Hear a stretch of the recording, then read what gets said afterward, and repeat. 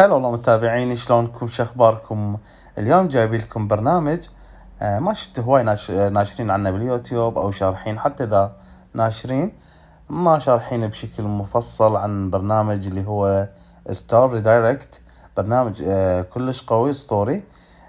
فكرته شنو؟ فكرته يحول لك المتجر مالتك من امريكي او اي دولة اللي انت بيها الى متجر كوري او اي متجر رايد تحول منه انت.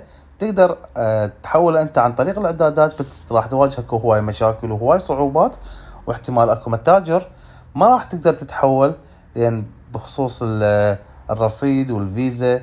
لان اذا بي حساب او بي رصيد ما راح تقدر تحوله، يقول لك الا تصفر رصيدك صفر على مود تقدر تحول متجرك الى غير دولة.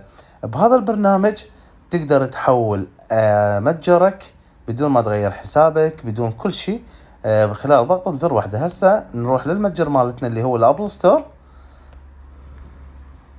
اللي هو هذاني متجري امريكي. هذا الابل ستور مالتي امريكي برصيد، رصيده تقريبا 79 سنت. ما راح اقدر احوله من الاعدادات. اذا انا احوله راح يقول لي لازم تصفر رصيدك، تخليه صفر على مود تقدر تحوله، او راح اواجه هواي مشاكل وهواي صعوبات من احول متجري من امريكي الى غير دولة.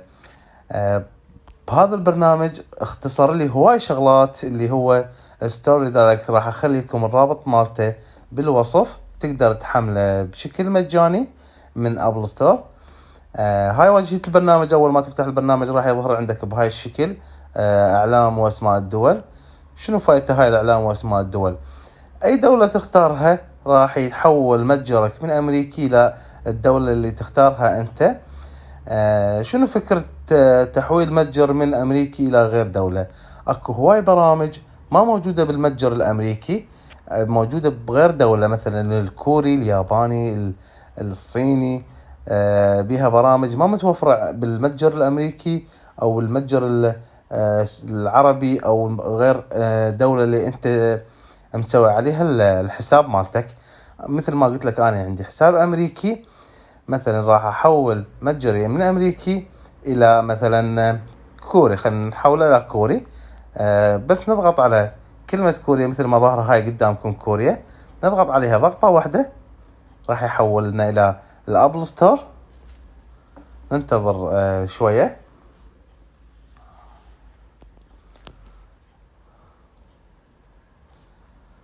هسه تحول المتجر مالتي الى متجر كوري.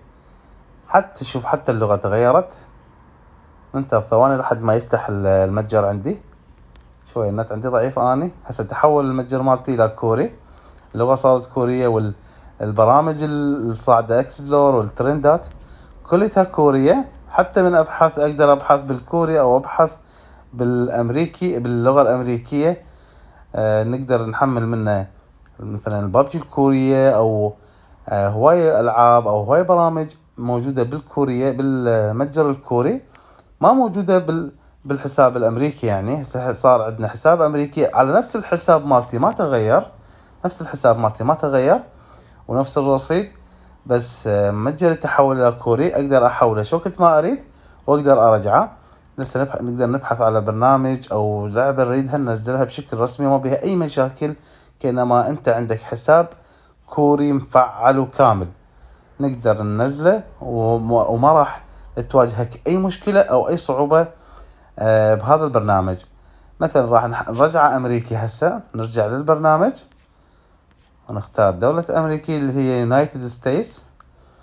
ننتظر ثواني لحد ما يتحول المتجر مالتنا الى امريكي.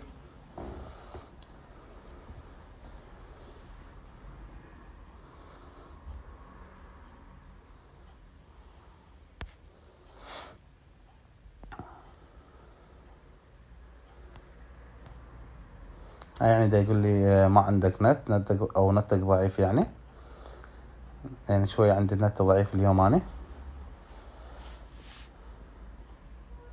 هسه دا يحمل. هسه رجع المتجر مالتي امريكي مثل قبل.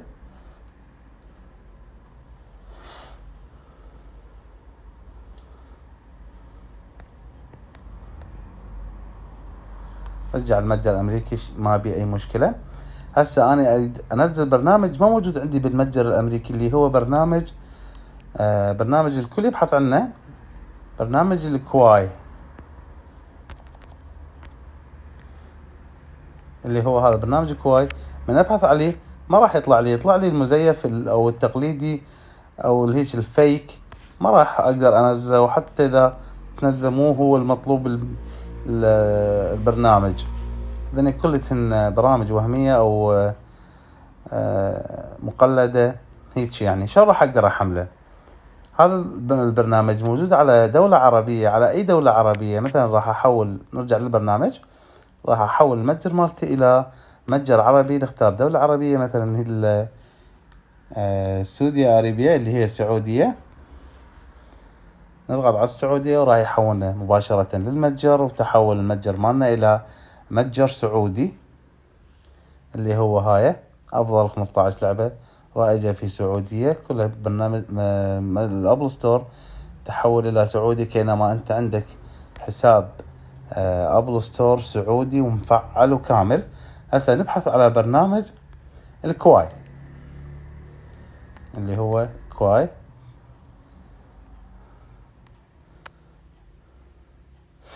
نبحث عليه راح يطلع لنا اول واحد اللي هو هذا. نقدر ننزله بشكل مجاني وبشكل رسمي، ما بي اي مشاكل. احنا نقدر نحول متجرنا، قلت لك، الى من الاعدادات. ندخل من الاعدادات لابل ستور ونقدر نختار الدولة.